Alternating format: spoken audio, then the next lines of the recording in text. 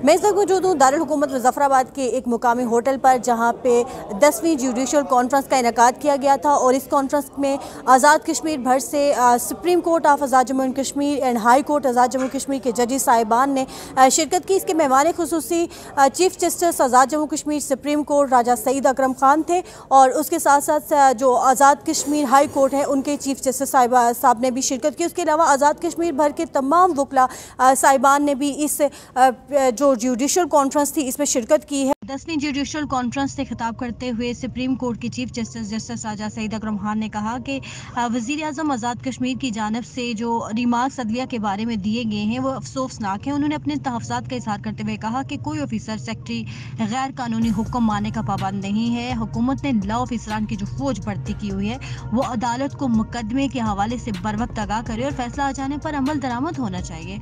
हम असेंबली के बनाए हुए कवानीन की तशरीह करते हैं और तमाम अदारों को अपने आईनी इख्तियारात की हदूद में रहकर काम करना चाहिए।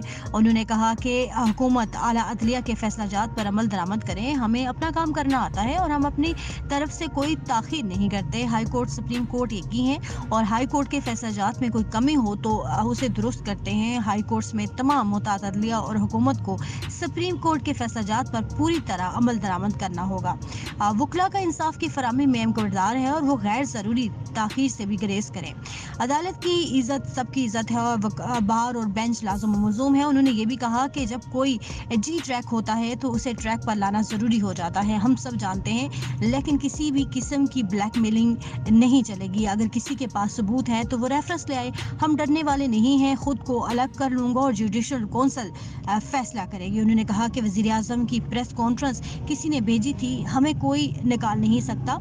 कानूनी ज़ाब्ते के पाबंद हैं और कानून पर ही अमल दरामद करते रहेंगे।